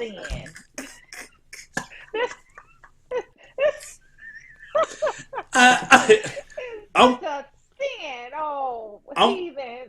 gonna send it to TJ. I'm gonna send it to our producer right now. They just posted it.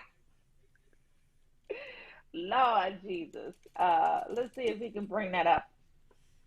While he's bringing that up, do we have up for, we were talking about Super Bowl yesterday, but they have announced the lineup for the 8th consecutive, for the Super Bowl Gospel Celebration. It's going to air on BET during the Super Bowl on Saturday, February 6th. The theme is Nothing Can Stop Us. We all the way, the theme is Nothing Can Stop Us.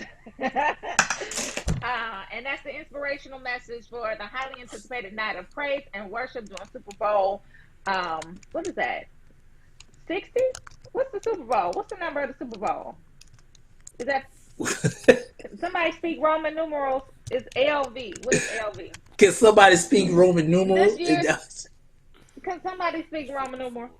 So this year's event will be hosted by national radio and TV personality Ricky Smiley and feature performances by the NFL Players Choir, Erica Campbell, Voices of Fire presented by Pharrell Williams, PJ Morton, Kiara Shear, Corin Hawthorne. She is such an amazing young lady. We got a chance to interview her last year, but her music is fire. Her personality is incredible. Like, she is such an amazing young lady. I love me some Corinne Hawthorne. And then Zacardi Cortez as well. An exclusive performance by gospel music pioneer and living legend John P. Priest. There's a lily. Marcus said that's hilarious. Well, that went along with your story, didn't it? Somebody help Portia. KJ said somebody help Portia.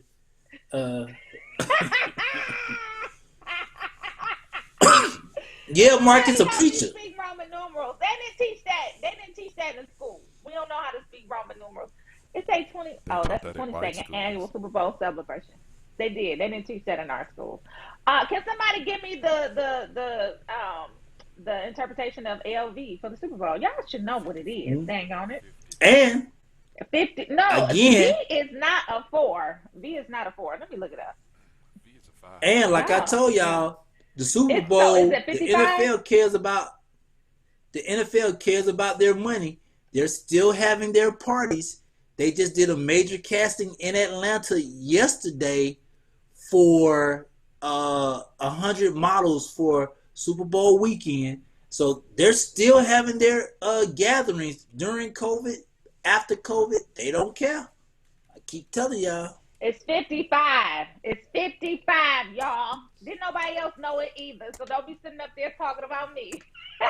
Terry, you ain't know it. First King James, you should have put it in the chat because you ain't know it either. 55.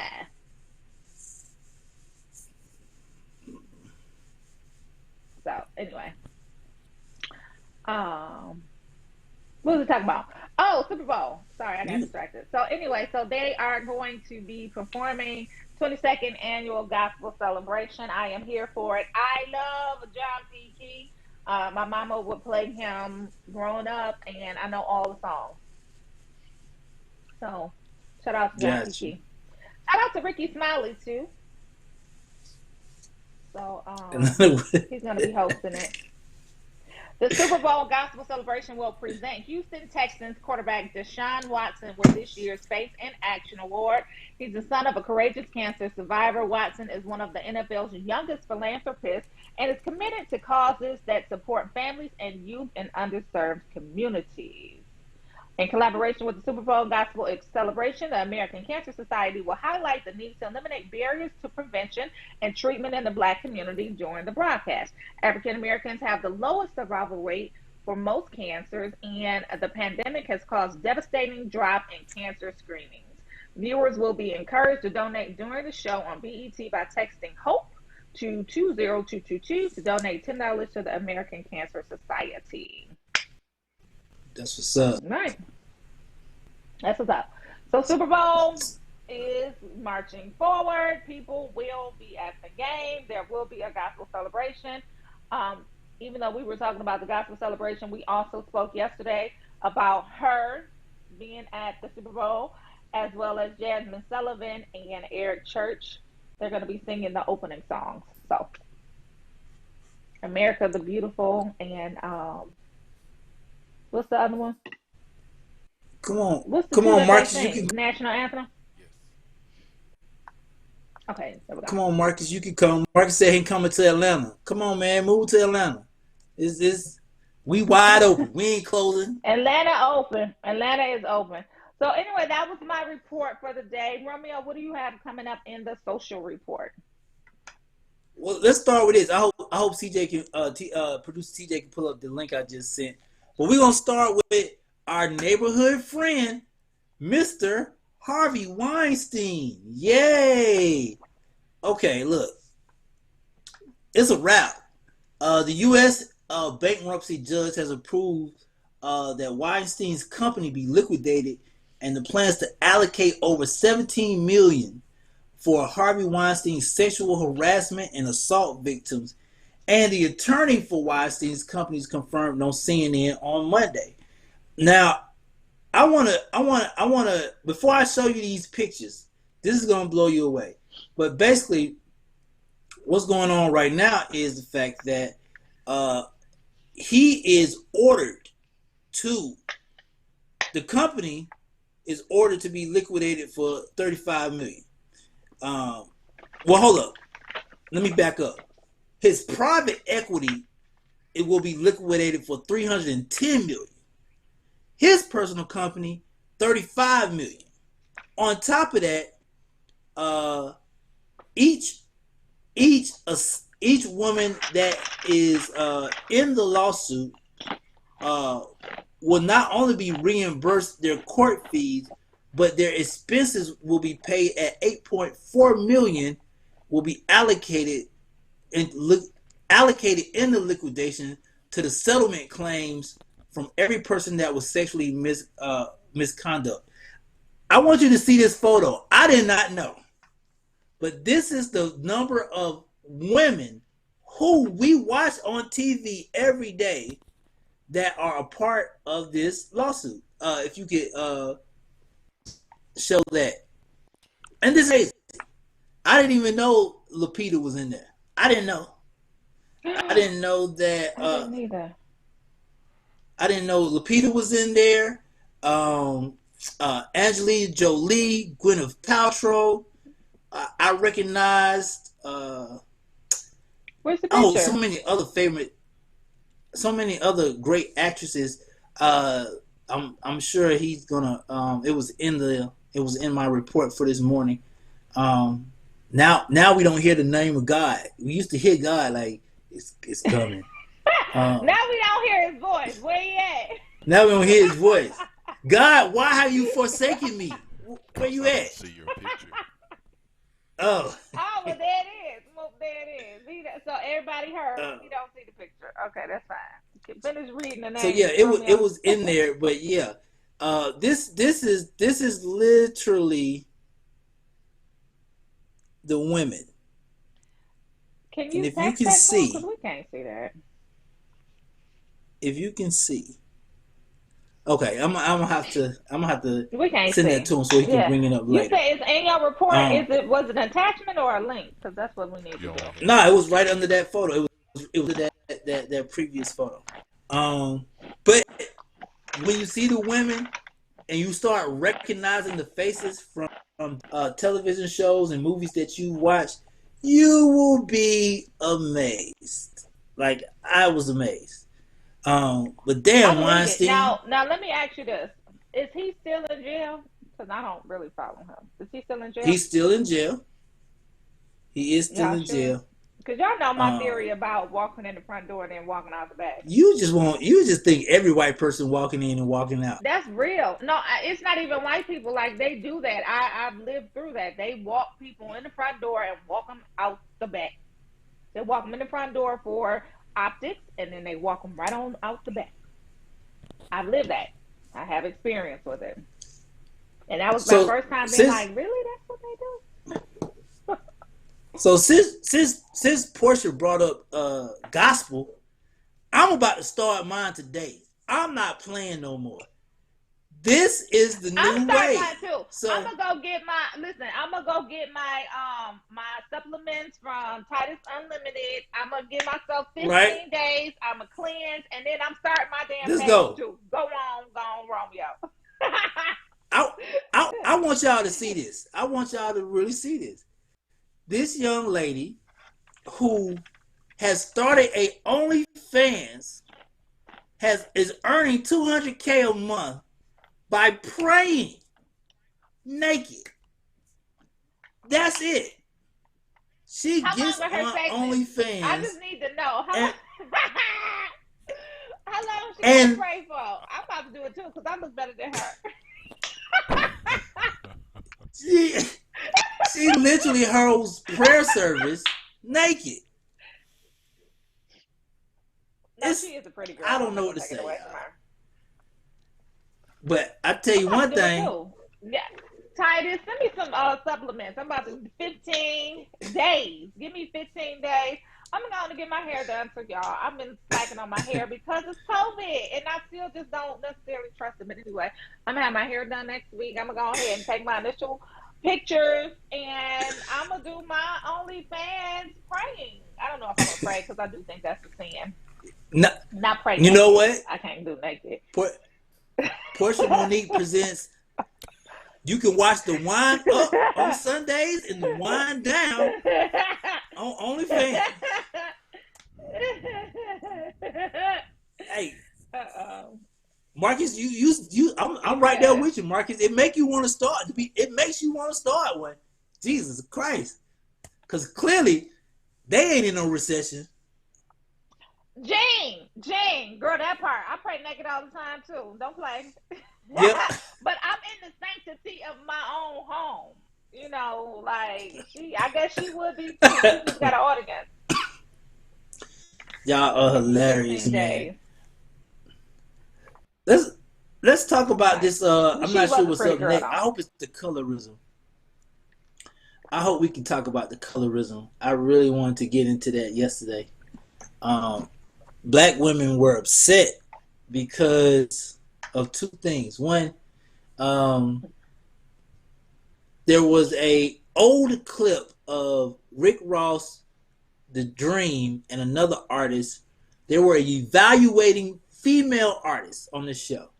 The first female artist was light-skinned. She got up there and sang, in my personal opinion, it wasn't as well. The next artist was a dark-skinned woman who got up there and sang, and she literally blew out the water. But they attacked, social media is saying that they attacked the darker skinned woman by saying that the song didn't fit her. The song was more for that song was more for the light skinned woman. That's not your style. That's not your type. So it started this trend on social media about black women being lessened or celebrated because of their skin color. Then on top of that, artist Danny Lay came out with a song called Light Skin. Well, they ate her ass alive. So this is it. Fans call out colorism in an old clip of Rick Ross and the Dream Sign. And if producer Tia has the video, I want you to see this portion and I want you to let me know what you think. Who was the girl on the right? I want Facebook. So that's the girl who got the praise.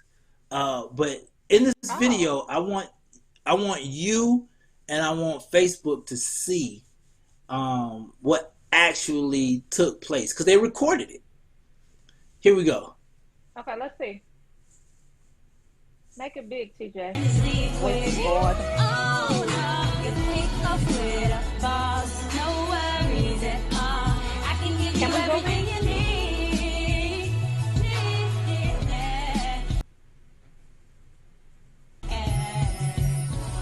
Your future bright, shorty, your future bright.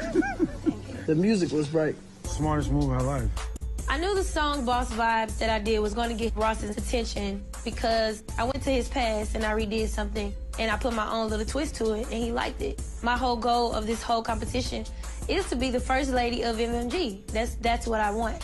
I can look this good and I can get a lot of attention, but I use my valedictorian mind skills and I make sure I take care of my business. Me and another person had the same beat. I'm really curious who has the other beat. She has the same beat. Oh, Kaya. Kaya.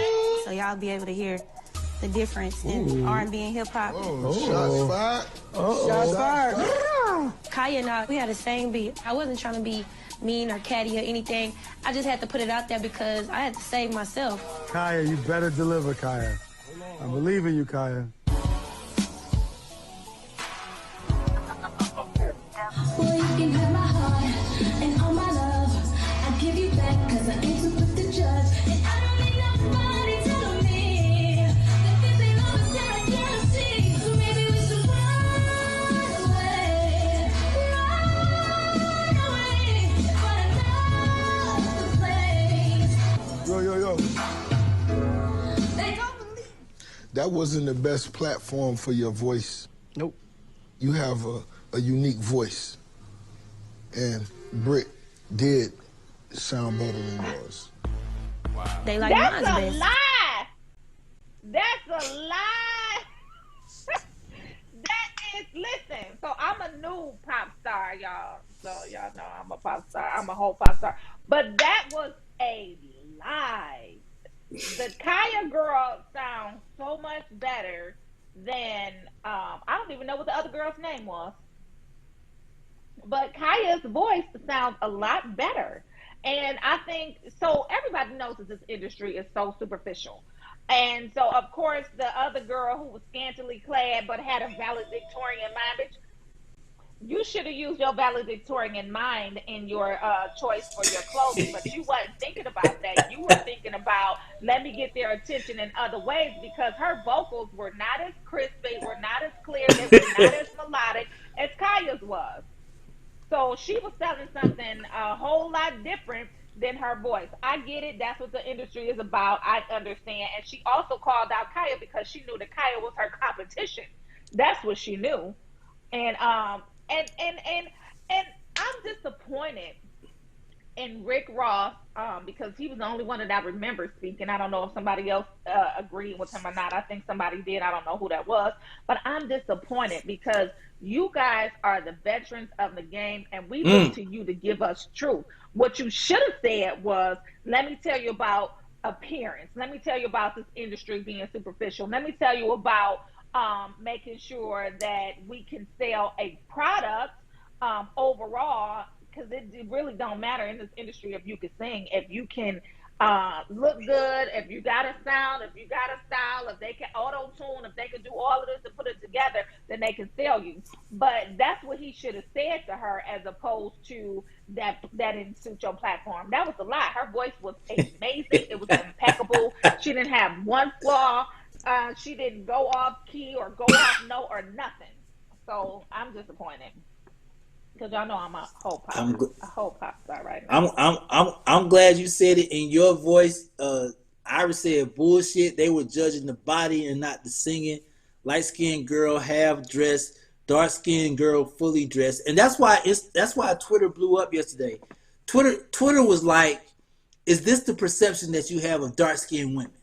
Is even if a dark skinned woman does the same work as a light-skinned woman, is the value still going to be lessened because she's light-skinned?" Because clearly the Danny Lay just got in trouble because she made a song called Light Skin, and the internet attacked her for doing that. She made a mistake and came back and did a live and said, "Well, I'm Dominican, white and black. I got black friends." No, she said, "I got dark-skinned female friends." Well, hold on, time out. I got different color friends too, but I don't label them as I got Asian friends. I just got friends. So this was trending yesterday, man. And I would like to say I love all women. White, black, Asian, light skin, dark skin, middle skin, yellow, alien. I don't care what you are. If you Team Romeo, I love you all day, every day, any day, whatever day you choose. You from 18 to 88, we rock it with the emoji. Yeah. Get an emoji. I think we got... Go ahead, Romeo. Yeah, D Shields. She got a song called Yellowbone. Yellowbone.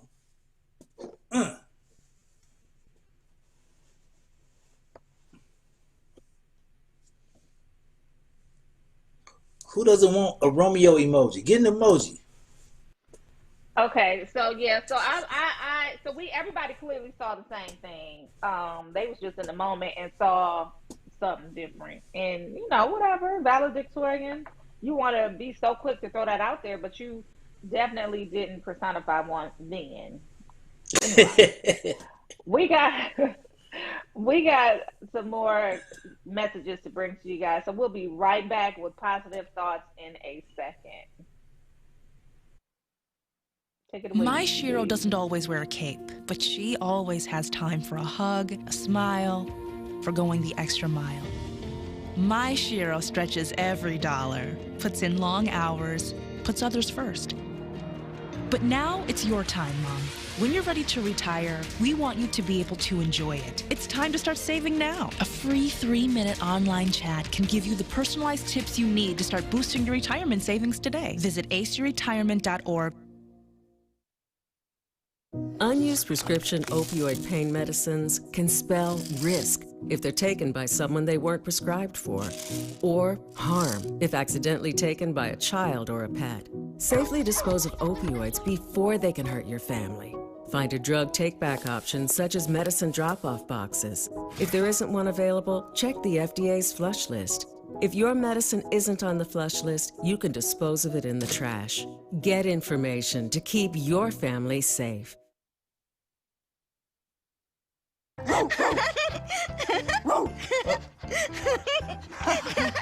What is it, Julia? Why are you so excited, honey? Hey, do you want to use your talker? With Julia's autism, using a talker can help her find the words she wants to say. My dog. You want to do something with Rose, Julia? Play ball. Do you want to play catch with Rose? I think Rose is excited to play catch too. Oh, Julia, you show us so many different ways to talk together. And play. Good catch, Rose. Okay, give Julia the ball. There you go. Okay, throw the ball, Julia. For Julia's family, early screening for autism made a lifetime of difference. Find out more at screenforautism.org. Hey, Julia, there you go. Whoa, another good throw. That's the way. No. Hey y'all, We back. we are back with the Rolling Out AM Wake Up Call with Portia Monique and Romeo International, and we are getting into positive thoughts of the day. I will go ahead and kick it off because I started yesterday and I said that this week will be my week for leadership quotes and making sure that I focus on leadership and my positive thoughts, and I have two today because it was inspired by Percy. Hey, Percy. It was inspired by Master P. Percy Miller and him creating the supercar company called Treon. So my first positive thought on that is where there's no vision, the people will perish. So kudos to him, congratulations to him, and shout out to him for being that leader that can translate his vision into something that people can follow. And then the second leadership quote is leadership is the capacity to translate vision into reality. We definitely appreciate you for doing just that. So where there's no vision, the people will perish. And then leadership is the capacity to translate vision into reality. So those are my positive thoughts. And I'm going to pass the ball to Romeo. My positive thought of the day: in love and respect to Kobe Bean Bryant, the one thing that I learned on this day is live as big as possible, because you have no clue what's going to happen 2 seconds from now. Live your life as big as possible and cherish every moment with the ones that you love. And I hope y'all have a great day, man. Romeo International, man. Rolling Out AM, the wake up call. I'm about to go start working on my OnlyFans. So I want y'all to have a great day. I need 15 days. Well, actually, I need 15 days after I get my supplement. Then I'm working on my OnlyFans page. I'm not. And for y'all who think I'm joking, go ahead, Robin. I ain't joking. I don't. I promise you, I don't underestimate people. If praying can get you 200K, I know. Let me stop. Praying gets you 200K. Let me get life right. Yeah.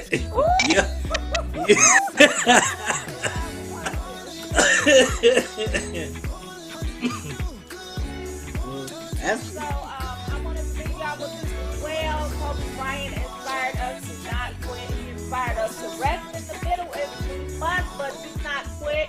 So I'm paying homage to Kobe Bryant and Gianna Bryant this morning. Y'all, whatever y'all doing, rest if you must, but don't you quit. That's my parting word. And I want to say thank you to everybody that was tuning in today. We had D Shields, I Respect You, Kathleen Cole, and Marcus Mays, Charles Fletch, Nathan Westcott, Jean.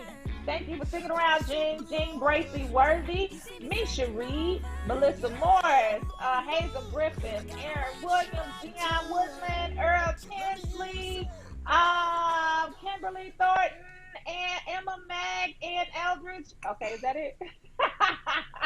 Thank y'all for tuning in. Danielle Parker, Calvin Scott, we appreciate you. Lavita, Kelly, Gabe, Mastermind, Byron Reese.